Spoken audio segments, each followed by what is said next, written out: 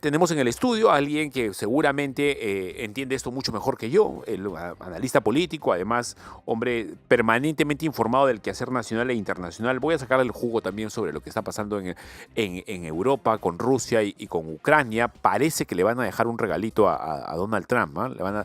Le van a dejar una guerrita mucho más difícil de la que esperaba. Vamos a preguntarle a Javier Iván Arenas, que está aquí con nosotros, para hablar de este y otros temas. Hola Javier Iván, ¿cómo estás? Muchas gracias por el prólogo, muchas gracias. Oye, a ver, ¿qué es lo primero que se te viene a la mente cuando esperábamos ayer ver a Nicanor Boluarte asistiendo? Pues no, todos asisten, hasta Castillo asistió a sus audiencias y todo, etcétera, y ahora el señor está no habido, clandestino todo indica, y ya sería el segundo en el récord de Dina Boluarte que se le escapa de las manos. Además de eso, su propio abogado ha dicho que él no va a asistir, y además de eso, el propio abogado en una entrevista el día de hoy en la mañana dice que, o ha dado, mejor dicho, ha puesto, ha dado una opinión en el sentido, viniendo de un abogado, que el juez Concepción Carhuancho, que dice también lo conoce por temas básicamente amicales y temas básicamente de trabajo profesionales, dice que es un juez carcelero. Entonces todo eso te indica que probablemente debe estar ya en la clandestinidad hasta que salga una resolución o hasta que el propio juez Concepción Carhuancho disponga una carcelería, digamos, una prisión preventiva, ¿no? A ver, Javier Iván, ayúdame a entender qué es lo que está pasando. ¿Es adrede la desaparición de Nicanor Boluarte de parte del Ejecutivo? ¿Le han hecho la camita? ¿Le han allanado el camino? ¿O es un tipo escurridizo, un tipo serpenteante que se ha escapado incluso a vista y paciencia de las autoridades? No, es imposible que eso sea así. Mira, fíjate, no solamente es el caso del señor hermano de Nicanor Boluarte, de la presidenta, sino además es el caso también del propio señor Cerrón. Es decir, tenemos acá a un gobierno que básicamente lo que está haciendo es dándole cobertura, sí, para que algunas personalidades que tienen o que han tenido o que tienen o que siguen teniendo y probablemente tendrán cercanías con la presidenta Dina Boluarte, como el caso del señor Vladimir Cerrón y el caso del señor Nicanor, que es su hermano, vayan básicamente a la clandestinidad, uno fuga y el otro a la clandestinidad. Entonces tenemos que esto es recurrente y esto evidentemente no pudo haber sucedido o haber pasado sin la anuencia por lo menos o sin la ceguera parcial o total de parte de las autoridades, en este caso el Ministerio del Interior u otras instituciones, ¿no? Pero como te digo, acá sí es importante ponernos a pensar en qué está sucediendo en el gobierno cuando Vladimir Cerrón, que además es parte del partido donde ha sido la presidenta Dina Boluarte, y tu propio hermano está en este momento fugado prácticamente en la clandestinidad y no se aparece a esta audiencia, evidentemente. Sí, una audiencia en donde le iban a dar 36 meses de prisión preventiva. A ver, y yo creo que sí se le iban a dar. No solamente porque Richard Concepción Carhuancho es un juez, como tú bien dices, con fama de carcelero, con forma de ser un juez que manda bastante a la cárcel a la gente, sino porque existe un alto nivel de probabilidad, un alto grado de probabilidad, Javier Iván, sobre la participación de este señor Nicanor Boluarte, hermano de la presidenta, y un tal Jorge Luis Ortiz Marreros a la hora de designar prefectos y subprefectos en la región de Lima y en otras regiones como Apurímac, Puno, Junín, Ica, incluso Cusco. A ver, parece, todo indica que Nicanor Boluarte, Javier Iván, compró la función pública de Jorge Ortiz Marreros, este señor que iba a designar prefectos en Cajamarca. Y lo vieron, y todo indica, le recibió algún tipo de dinero de preventa para esto. Tendrían alrededor de 9.000 tenientes gobernadores en el grupo de confianza de Nicanor Boluarte. Ahora, mira, todo lo que has dicho tú, de alguna otra manera, son las evidencias que ha presentado la Fiscalía. Y aquí hay dos cosas importantes. Una, pero no si la pena para una prisión preventiva es evidentemente el arraigo domiciliario y el arraigo laboral. Yo creo que el señor Nicanor Boluarte primero sabía dos cosas. Sabía que habían evidencias suficientes como una prisión preventiva, es decir, la Fiscalía había presentado al señor Concepción Carhuancho evidencias suficientes para poder darle 36 meses de prisión preventiva. Y la segunda es que con esta desaparición, con esta clandestinidad a la que ha pasado el señor Nicanor Boluarte, destruye toda posibilidad de que de alguna otra manera no le hubiesen dado la prisión preventiva. Entonces yo creo que no es que quien caiga otorga, no quiero hacer así, pero yo creo que habían evidencias suficientes como para poder declararlo. Yo creo que el señor Boluarte se vio en la obligación, básicamente, de salvaguardarse a él, o cuál será su motivo, de poder pasar la clandestinidad porque vio que las pruebas y las evidencias de la fiscalía eran abrumadoras y contundentes, ¿no? Y no recuerdas tú otra lectura de prisión preventiva tan larga como esa? Creo que ni el juicio de Fujimori, ¿te acuerdas? No, claro que no, claro. Esa lectura de la señora que decía, sí lo está, sí lo está, sí lo está. Así es. Duró 9 horas, creo Así que duró es. como 8 horas, pero esto ha durado tanto para una simple prisión preventiva, bueno, una pregunta que seguramente no vamos a poder resolver nosotros que no somos los expertos, pero me pareció demasiado excesivo. Es que todo gira, hay un halo de incertidumbre, de riesgo, pero además hay un halo de encubrimiento, ¿me entiendes? Yo creo que ya con el gobierno, con el caso de Cerrón, tenemos un caso de encubrimiento absoluto, porque te vas a dar cuenta que hasta ahora no pueden localizar al señor. Y con este caso, todavía el halo de encubrimiento se pone aún mayor, ¿me entiendes? ¿Tú crees que en verdad el gobierno no sabía dónde estaba o dónde estaba el señor Vladimir Cerrón, y ahora tú crees que las autoridades no sabían a dónde podían estar el señor Nicanor Boluarte, hermano de la presidenta, una persona conocida, una persona mediática, una persona que las autoridades pueden reconocer fácilmente, además hermano de la propia presidenta, y además la propia presidenta podía, digamos, básicamente por un tema de transparencia, decirle, oye hermano, preséntate este tema, ¿no? Entonces, porque de alguna otra manera me vas a dañar a mí, tiene 3% de aprobación. Pero creo que la señora Javier Iván no se da cuenta, ¿no? No, yo creo o que si no. es que se da cuenta, no le interesa.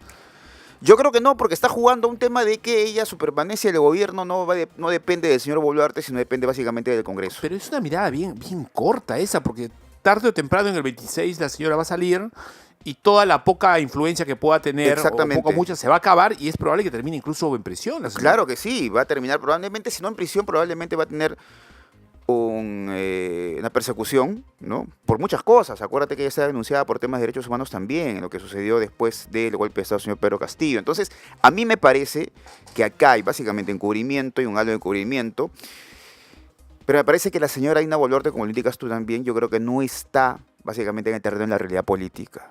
Yo creo que ella, lo que a mi parecer debería hacer o debería haber hecho hace mucho tiempo, es haber podido desarrollar su propia transición. Ella tiene que verse en el espejo de la señora Áñez en Bolivia. Señora Áñez en Bolivia dejó el gobierno. El día que dejó el gobierno, la señora Áñez, el primer día, a la semana siguiente, había sido capturada y puesta en prisión preventiva. Hasta el día de hoy que no puede salir. Entonces, va a haber contra la señora Dina Boluarte una persecución de parte de muchísimos sectores, porque se ha peleado con muchísimos sectores.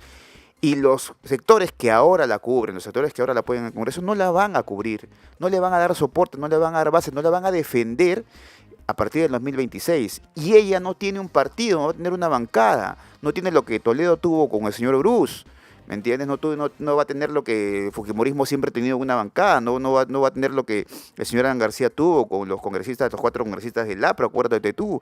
Pero no va a tener eso la señora. Pero de una irresponsabilidad, porque la señora podría haberse creado una bancada finalmente, podría haber transado, hecho acuerdos. Es que todo esto, todo esta, digamos, todo lo que hizo el señor Nicolás Boluarte, Nicanor Boluarte, todo era con el propósito de hacer su propia bancada. Acuérdate que ellos tenían un proyecto de partido político. Sí, claro. Porque ellos pensaban, evidentemente. Con prefectos y subprefectos. Claro, exactamente. Justamente es ese tema que de alguna otra manera se ha desatado todo eso. Entonces, yo creo que ella no tiene, digamos, de alguna otra manera, no tiene una razón de la realidad política, porque la realidad política con ella va a ser muy diversa a partir del 2026. Y ella no va a tener una bancada, va a tener al hermano prófugo, va a tener investigaciones y no va a tener sobre todo una bancada que la cubra en el Congreso. Javier Iván, otra cosa, ¿cómo la ojeriza ideológica de esta señora le ha impedido hacer un gobierno que la pueda proteger? O un gobierno con resultados que la puedan proteger en el futuro, ¿no? Como ella misma, con su ideología pues nefasta que tienen los rojos, se ha hecho daño a sí misma no haciendo un buen gobierno, o sea, no trabajando por la economía, no haciendo las reformas que se tenían que hacer, etcétera. Mira, yo probablemente cuando tú revisas las cifras macroeconómicas, acuérdate tú que hace un mes y medio salió el marco económico multianual, aparentemente todas las cifras están muy bien en el Perú. O sea, el Perú tiene la moneda más fuerte, el Perú tiene un banco central de reserva importante, el Perú tiene a Julio Velarde como un funcionario súper profesional, imponente, que de alguna otra manera ve la macroeconomía en el Perú, una inflación de las más bajas en Latinoamérica. Entonces, ha venido de la PEC, el puerto de Chancay, tiene algunos proyectos importantes. Entonces, le dirán a la señora pues que de alguna otra manera el Perú está avanzando a pesar de todo y lo que está viendo simplemente en las calles es básicamente una reacción de aquella izquierda que una vez la acompañó. Pero yo lo que creo es que, como te digo, o sea, eso es lo que macroeconómicamente se ve, ¿no?, en el escenario, pero luego de eso no hay absolutamente nada, nada en el sentido de, en el tema de la economía popular, en el tema de la criminalidad, la inseguridad. Entonces, a mí me parece que ella, los consejeros que ella tiene, básicamente lo que le están diciendo es que está muy bien todo bien en el país y todo lo demás son rezagos básicamente de la propia reacción que viene de la oposición a la que ella pertenecía en un momento. Acuérdate tú que ella era de izquierda, ¿no? Entonces, le están como que contando una narrativa en la que hay dos países, un país de alguna otra manera oficial en el que todo va bien y un país real en el que la cosa va mal. Me parece que ella va por ese camino, ¿no? Me parece que hay consejeros que le están diciendo que el Perú está todo bonito, todo bien, viene de hacer un gran APEC, porque lo ha hecho un gran APEC. Las felicitaciones a las relaciones internacionales y al encargado de la embajada peruana, en fin, al encargado de las relaciones exteriores en el Perú lo han hecho muy bien y las felicitaciones han venido de varios países, pero a nivel, digamos, de la economía popular y del día a día de los peruanos la cosa va muy mal, ¿no? Me parece que el tema va por ahí.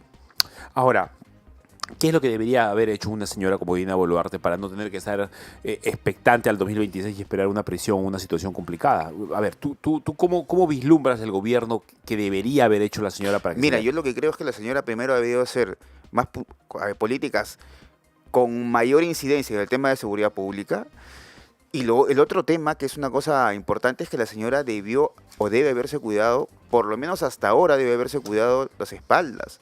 Porque fíjate tú, a partir del 2026 la señora va a pasar un largo calvario. La señora va a pasar el Gólgota. O sea, ¿te imaginas lo que va a pasar si tú ves por historia que los presidentes, desde Fujimori, no quiero decirte antes, pero los últimos 30 años en adelante, te vas a dar cuenta que todos los presidentes han pasado por caminos engorrosos, de investigaciones, de denuncias, de persecuciones, hasta llegado el punto, por ejemplo, de que Alan García tomó la decisión de autoeliminarse? Hasta esa situación han llegado los presidentes. ¿Cómo no te vas a dar cuenta que eso también te puede tocar a ti en el 2026? Y eso le va a pasar. Ella no ha hecho una transición para salvar sus espaldas, no lo ha hecho. Ni ella, ni el señor en ese momento que lo acompañó Otárola, ni el señor Adrián Sen.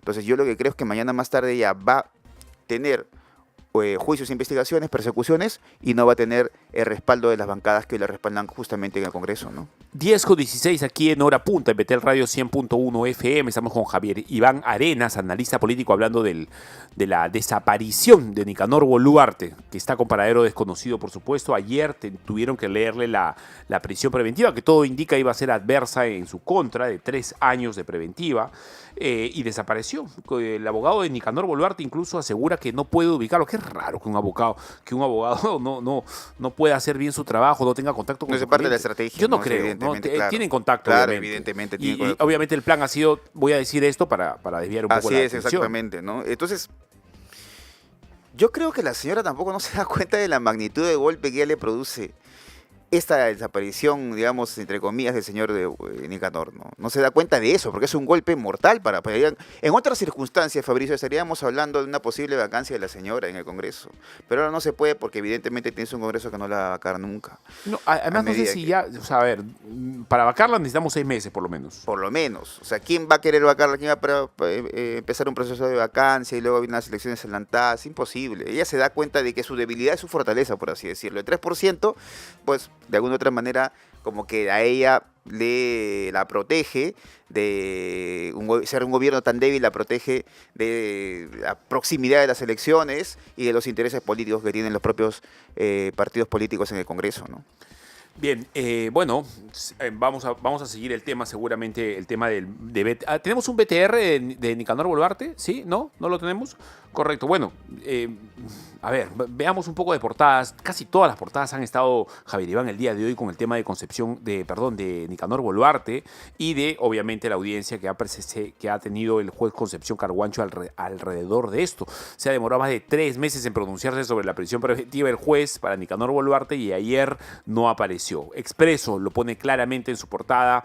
El hermano de la Presidenta de la República ya habría escapado, según Expreso, para evitar la preventiva por el caso Guayquis en la sombra. En vez de dedicarse a resolver pedido de fiscalía, dice Expreso, el juez Concepción Carguancho se distrajo viajando a eventos junto a polémico Pérez Gómez, junto al polémico fiscal José Domingo Pérez. Concepción Carguancho incumplió, dice además Expreso, el artículo 271.1 del nuevo Código Procesal Penal, el cual da un plazo de 48 horas y además el juez de investigación preparatoria ya había sido separado del caso Cócteles por estar parcializado y su anterior resolución fue anulada. Sí, ¿no? Es un juez que no necesariamente es muy enemigo de los caviares, más bien todo lo contrario. Lo hemos visto incluso en IDL dando Así clases. es, exactamente. Etcétera. No solamente eso, sino he visto los congresos y con parte de un equipo de, incluso propios periodistas y parte del equipo de la propia investigación de la Fiscalía en La Bajada, todos han estado en congresos, en Arequipa estuvo hace...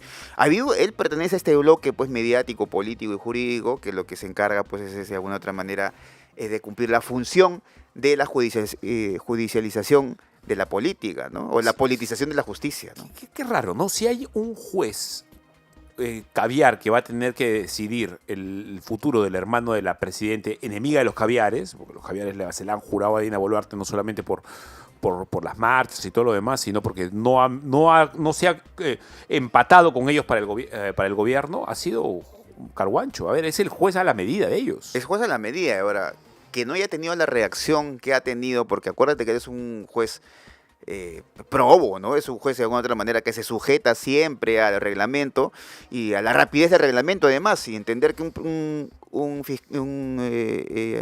magistrado como juez Carguancho se haya demorado primero tanto por leer 3 meses y no haya resuelto el tema tan rápido, entonces sí, da mucho que decir, ¿no? O sea, yo creo que aquí hay muchos intereses que se están moviendo, me parece que los intereses van mucho más allá de la señora Dina Boluarte, intereses que atañen específicamente al Ministerio Público del Poder Judicial. Entonces, yo creo que este tema es un tema que no se va a resolver necesariamente en el terreno de la justicia, sino además en el terreno de la política. Por eso el señor Boluarte, a pesar de ser hermano de la Presidenta, por eso desaparece en este momento, ¿no?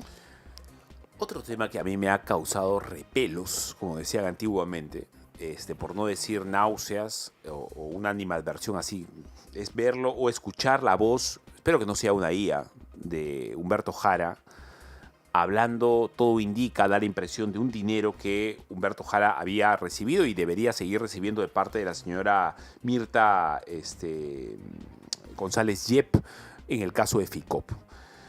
No sé si tenemos el BTR, ¿me avisan si lo tenemos? Sí. Si lo tenemos, me avisan. A ver, ¿has escuchado algo? Sí, claro que sí, claro que sí. ¿Qué sensaciones te produjo? Supuestamente es un periodista reconocido, claro un tipo que sí. inteligente, además. Además, alguien que escribe muy bien. Que estaba fungiendo de articulador en fiscalía para lograr cosas a favor o en contra de González Yep. ¿Te parece si escuchamos la conversación que hizo pública este fin de semana un dominical? Un desconocido Humberto Jara transando, todo indica, da la impresión, con Mirta González Yep por un asunto de vil dinero nada más. A ver, adelante, por favor. ¿Sabes cuál es el problema? Que yo desconfío de ti y tú de mí. Ya te entregué $20,000, por el amor de Dios. ¿Qué más quieres? Ahora me dices 60, mañana va a ser 80. Mira lo que me pones. Págame 40 y después cerramos en 150. Tú me ves a mí como una mina de oro, hermano. Si tú no te das cuenta de algo, el acceso a quien decide, eso es fundamental en todos los casos, ¿o no? A ver, dime una persona que puede abrir esa oficina.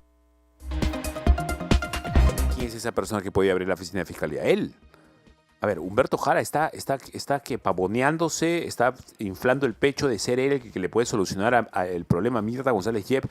Bueno, al final ella no pagó, o si pagó, no terminó de pagar todo lo que supuestamente le estaba pidiendo, y lo cierto, lo objetivo, Javier Iván, es que sí terminó mal la señora, pues. Sí, claro que sí. Le fue mal seguramente por no hacer esto. Y acá hay 2 cosas importantes. O el señor Humberto Jara era un gran estafador, porque no conocía a nadie en FICOP, o realmente es parte de una organización dentro del propio FICOP, una organización criminal, como además la propia señora dice, eso es una organización, básicamente esa es la verdadera organización criminal. Entonces, las investigaciones evidentemente dirán si es uno o lo otro, pero aquí hay que saber, digamos, a nombre de quién está hablando el señor Humberto Jara. Si es a nombre de FICOP, ¿quiénes son los que están participando en nombre de FICOP? Por eso el señor Humberto Jara tenía una buena relación con la gente de FICOP.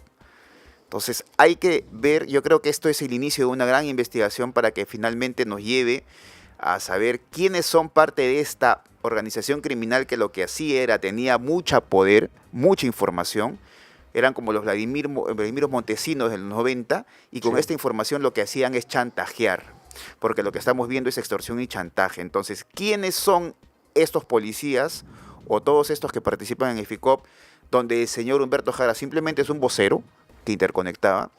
¿Quiénes son estas personas? Y finalmente, ¿cómo era la forma en que ellos estaban extorsionando? Y no solamente si hay esta señora, si hay otras personas más que también están en este tipo de extorsiones o chantaje. Para las personas que nos están escuchando, queremos abrir los números telefónicos el día de hoy. Estamos con Javier Iván Arenas. Vamos a hablar del tema FICOP, el tema de Humberto Jara. Queremos oír también sus opiniones sobre Dina Boluarte, sobre lo que está ocurriendo alrededor de la presidente y de su hermano que está clandestino. Y en breve voy a hablar también con Javier Iván sobre la situación que está pasando en Rusia y Ucrania. Parece que esa guerra, en vez de aplacarse, se va a terminar agudizando. Creo yo que le van a dejar su regalo con un lacito a Trump. A ver, soluciona esto, porque tan solucionador te crees de problemas. Más o menos así creo que es lo que le van a decir. Pero continuando con el tema de FICOP, la gente no termina de acordarse, seguramente algunas personas, de qué va el tema de Mirta González Yep. A ver, en febrero de este año, todos recuerdan el operativo Valquiria 11. De pronto, los fiscales el equipo especial de fiscales de FICOP ingresaron a 21 casas, a 21 inmuebles, y le rompieron la puerta al tal Miguel Girao, que era ex asesor de Patricia Benavides, al abogado José Luis Castillo Alba, a su pareja, que es esta señora Mirta González Yep, a un capitán de la policía, etcétera. Y todo porque fueron acusados de una organización criminal de delitos supuestamente contra la administración de justicia, la tranquilidad pública, etcétera. En este contexto, en medio de que esta señora Mirta González Yep parecía que iba a terminar peor de lo que ha terminado, se contacta con ella el señor Humberto Jara, y ella lo cuenta así en la entrevista que le ha dado al Dominical Contracorriente esta semana. Y reveló pues que fue extorsionada, Javier Iván, por el señor Humberto Jara. Le dijo, literalmente te lo leo para conocer tu opinión: el primer emisario fue el señor Humberto Jara. Yo me entero de que una investigación supuestamente reservada me habla que él tiene la llave para el equipo especial. Me ofrece sus servicios, evidentemente servicios para solucionarle el problema, para que le quiten la denuncia, para allanarle el camino, etc. De un momento a otro me pide $250,000 para que no abran mi carpeta. Pero qué tal de esparpajo. O sea, ni siquiera le dijo, te voy a hacer el favor, o le cobró poquito. $250,000 es un montón de dinero. Ahora, en caso de que sea cierto y en caso de que evidentemente... Puede estar mintiendo la señora también. Sí, también puede estar mintiendo, pero en caso de que sea cierto y en el caso de que las pruebas que haya presentado la señora sean contundentes y que de alguna otra manera haya investigación y que se compruebe que la voz es específicamente él, como todos creemos que podría ser, en caso de que eso pueda ser cierto, como te digo, aquí la posición del señor Humberto Jara es básicamente una posición de nexo. Entonces hay que saber quién era en el FICOP, quién era la persona con la que contactaba, para poder ayudar a esta persona y poder, como la señora misma dice, hay otras personas involucradas también en el tema, es decir, hay otras personas que han podido ser extorsionadas. Entonces la idea es conocer quién de estas personas son y cuál era la persona que era el contacto del señor Jara dentro de FICOP para saber todo lo que él podía saber, porque entiendo yo que él a la señora le dio documentos que son de alguna otra manera comprometedores que solamente FICOP lo podía tener. Aquí la idea es saber si el señor, qué lugar ocupa el señor en esta posible organización criminal que podría existir dentro de FICOP. Bueno, yo me he quedado sorprendido, la verdad. Yo, Humberto Jara, no era un santo de mi devoción seguramente, pero un tipo respetable, un periodista con trayectoria, ha escrito un par de buenos libros, sobre todo para quienes hacemos periodismo. Siempre es interesante leer la pluma de Humberto, a ver y ahora va a tener que responder y ver cómo soluciona esta acusación gravísima. Ya no tan acusación solamente, ya hay una voz, un audio con su voz, hablando de un tema de dinero para supuestamente solucionarle el problema, abrirle la puerta, no abrirle la carpeta a la señora Mirta González, vamos a ver cómo se soluciona eso. 10:28, estamos aquí en Hora Punta, en Betel Radio 100.1 FM. Javier Iván, el tema Rusia, ¿qué te provoca eso? ¿Va a haber tercera guerra mundial, crees tú? Mira, la cosa está que se complica en relación a que en los ¿Qué ha últimos pasado? A ver, días ponle en contacto a la gente. ha pasado que evidentemente hay una guerra entre Rusia y Ucrania. Eso es una guerra, a pesar de que el gobierno ruso diga que no es una guerra, es una guerra. Ha pasado que en los últimos días, después de la elección de Trump, después de que ganara Trump la presidencia de los Estados Unidos, el señor Biden el día de ayer ha dado, digamos, luz verde a que Ucrania pueda utilizar los misiles estadounidenses. Acuérdate tú que Ucrania no podía usarlos. Básicamente su lucha estratégica era la defensa.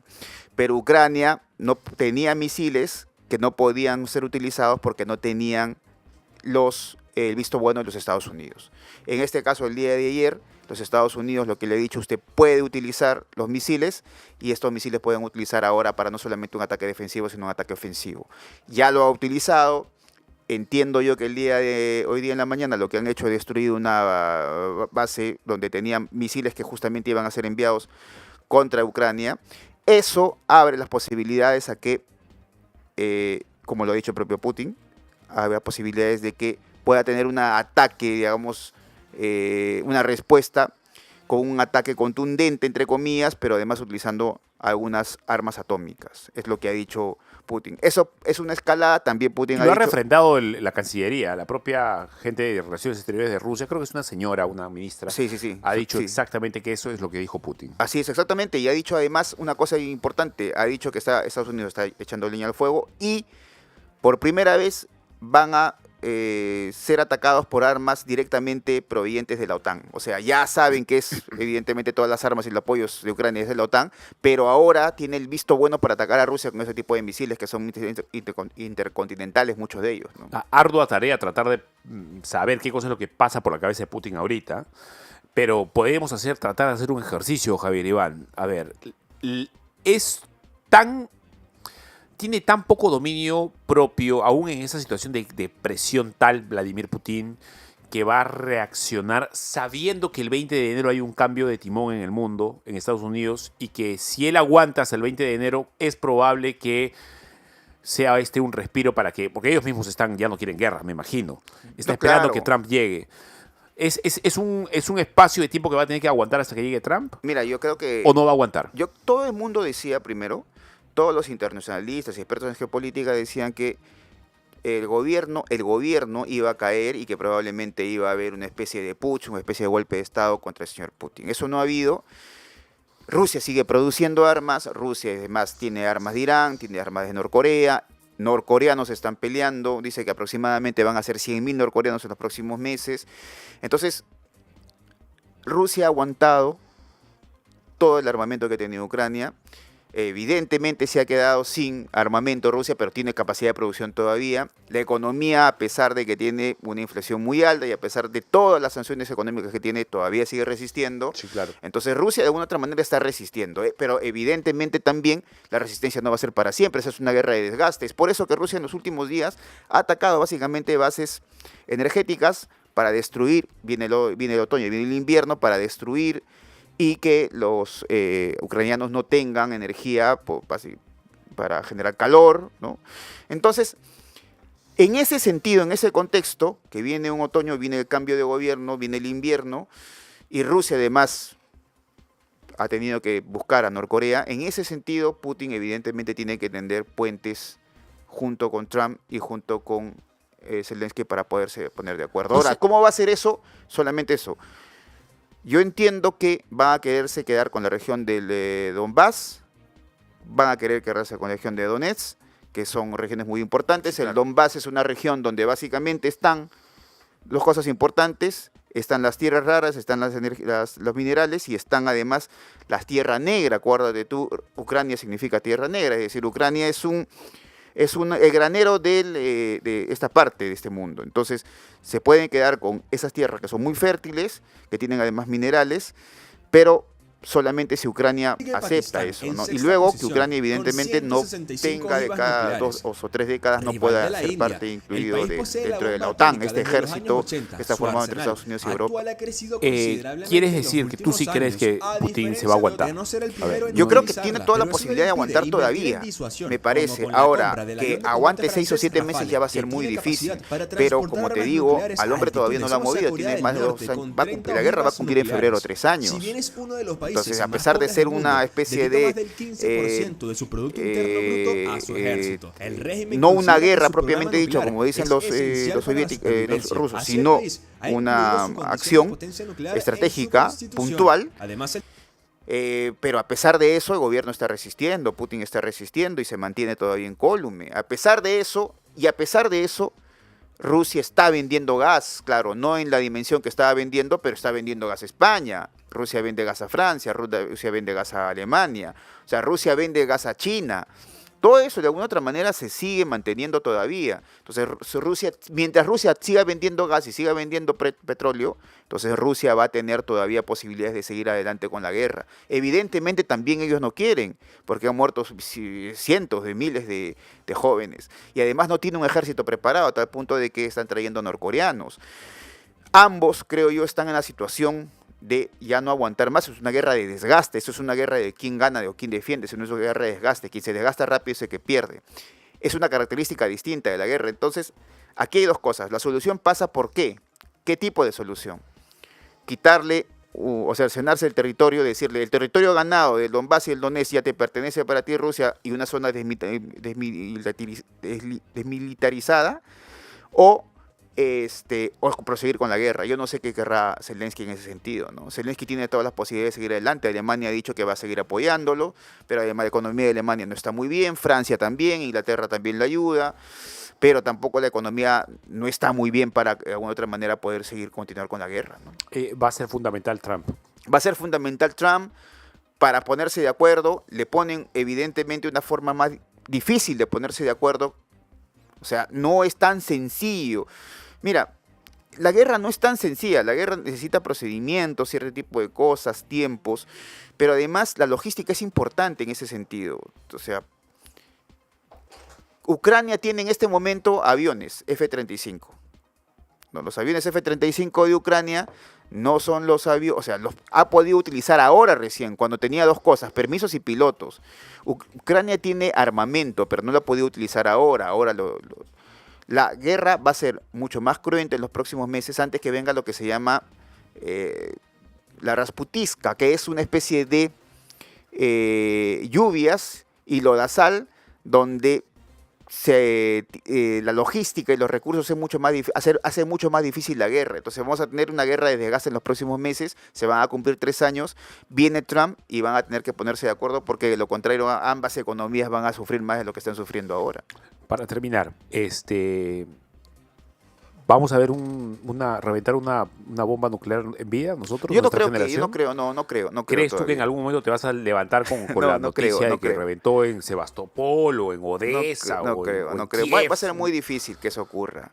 En todo caso, podría haber una especie de guerra sin intensificar, pero no creo que eso significa apretar el botón rojo y eso es imposible porque tienes una guerra en Medio Oriente. Trump no va a querer evidentemente que suceda eso. Yo sí confío que Trump pueda venir y pueda arreglar el asunto, no en los próximos 24 horas como lo dijo él, pero por lo menos en 3 o 4 meses sí tranquilamente puede solucionar una guerra que ha sido muy difícil de poder hacerlo. Porque acuérdate tú que hay muchos intereses aquí también, muchos intereses económicos, grandes compañías están ganando, grandes compañías de armamento están ganando. Esas compañías que no apoyaron a Trump en las elecciones, hay que ver también eso. O sea, las grandes compañías, Lockheed Martin, todas esas grandes compañías Boeing, Lockheed Martin, etcétera, apoyaron básicamente a Biden, porque Biden está adelante con la guerra, somos una economía de guerra y están dándole muchos recursos a la guerra. Pero Trump no quiere hacer eso, Trump es otro camino, entonces vamos a ver que hay intereses que se conjugan. Yo creo que Trump podía darle solución, pero eso va a depender mucho de lo que quiere también Ucrania, ¿no? Ucrania, creo yo, no debe pertenecer a la OTAN en medida de que tenga a Rusia. Rusia, con todo lo que tú tengas, Rusia siempre han ganado sus guerras cuando ha luchado contra Europa, ¿no? O sea, Putin puede hacer todo lo que tú quieras, dictador y todo lo que tú quieras, pero es un hombre que se mantiene fuerte en el gobierno y que además, si tú ves por la historia, ves que Rusia ha sido ganador de varias de las guerras. Contra Alemania, acuérdate tú. El último tema. A los rusos les gusta los dictadores, ¿ves? Tienen esa tradición de los zares, ¿verdad? Sí, claro. O sea, ellos no son como nosotros, ellos se sienten bien. No, claro. Con un tipo Acuérdate como tú, Putin. eso es importante porque Gramsci decía que la revolución rusa es una revolución contra el capital. ¿Por qué decía eso? Porque decía eso que el capitalismo, el socialismo o el comunismo, acuérdate tú, Marx decía que el socialismo y el comunismo iban a venir en lugares como en Inglaterra, donde tenía las contradicciones entre clases eran más grandes y tenías a la clase proletaria mucho más grande. Pero lo que decía Gramsci es que cómo puede haber una revolución en un lugar donde no había clase media. Y Rusia siempre se ha visto a Rusia como una cosa extraña, ¿no? Como esta especie de despotismo oriental, parte del despotismo oriental. No lo terminamos de comprender a los rusos todavía. Se parecen más a nosotros, acuérdate tú que había... El mismo Marx dijo que eran el despotismo oriental. Luego vino otro alemán, habló de lo que se llaman las sociedades hidráulicas, puso al Perú sociedades, el propio Xi Jinping dice que José Carlos Mariátegui, claro, José Carlos Mariátegui, ese es un tema muy bonito, porque todo el mundo decía, hablaba de José Carlos Mariátegui, pero José Carlos Mariátegui decía básicamente que nosotros nos parecemos a China porque somos parte de eso que se llamaba despotismo oriental. Acuérdate que el propio Marx habla hace un libro sobre ese tema, el modo de producción oriental. Entonces, mucha gente hablaba y decía, sí, ha mencionado a José Carlos Mariátegui y ahora le dicen que son comunistas, ¿cómo es posible? Terroristas. Pero Xi lo menciona, pero no, evidentemente no va a decir. Xi no va a mencionar que José Carlos Mariátegui igualaba a la sociedad china porque eran sociedades hidráulicas, porque eran sociedades donde la gestión del agua, la gestión de los recursos naturales tenía básicamente pasar por una gestión política de mano dura. Es por eso que tenías a un Inca acá, con mano dura, con la dictadura, por así decirlo, ¿no? Entonces, allá también. Entonces era despotismo, lo que se llama el despotismo oriental. Nos parecemos mucho a ellos en el despotismo oriental. Eso es lo que esos señores que exalzaron y dijeron que el señor Xi Jinping había hablado de José Carlos Mariátegui y mira cómo es posible, ¿no? José Carlos Mariátegui, pero José Carlos Mariátegui lo que estaba haciendo en realidad era un examen muy riguroso, ¿no? Y muy fuerte de el espíritu de lo que se llamaba las sociedades hidráulicas, el despotismo oriental. Nos parecíamos en eso, ¿no? Hasta ahora nos parecemos, sí, digo. Hasta ahora, es más, estamos buscando. Estamos pues, buscando, claro que sí. Estamos Entonces, buscando ¿cómo el te caudillo. puedes alegrar de lo que diga eso? Nadie, no puedes, tienes que leer a José Carlos Mariátegui en toda su dimensión, no puedes dejarte llevar porque... No me digas, ¿te volviste rojo ya, Javier? No, porque yo he leído mucho a José Carlos Miruelas, Mariátegui. ¿ah? No, y es que yo básicamente he sido un hombre pertenecía a la izquierda en un momento de mi vida. Entonces, a partir de ahí empecé a leer muchos libros de Marx y muchos libros de Lenin. Bueno, no bien. Todos, evidentemente, pero está muy bien. Pero sí algunos. No me salgas con esas ahorita ya de viejo, ya no te vas a poner rojo, pues, ¿no? Lo conozco muy bien, me gusta mucho Mariátegui y he leído bastante sobre Mariátegui. Bien, Javier Iván, bueno, muchas gracias, mi hermano. Siempre es un honor escucharte. No, al contrario. Ojalá de ti. haya otro momento para conversar esos temas. Sí, se va rápido. Mira, han sido 40 minutos de conversación, se ha ido bastante rápido, pero igual va a ser genial poder conversar. Cuando termines el libro, vente para comentar. Claro que sí, el libro sí me parece. Estás leyendo El caso de Cristo, ¿verdad? Estoy leyendo El caso de Cristo, sí. A un ateo les justo... Y te agradezco mucho, de verdad, porque es un libro que tiene mucho... ¿Y sabes qué tiene ese libro? Ese libro es un material. O sea, es el libro que tiene pruebas materiales. Es un buen libro. Es un buen libro. Sí. Lean El caso de Cristo de Lee Strobel. Es un libro de apologética cristiana. Responde, me parece bastante bien, preguntas que normalmente los cristianos tienen que saber responder sobre la existencia de Cristo y las pruebas para la resurrección, etcétera. Bien,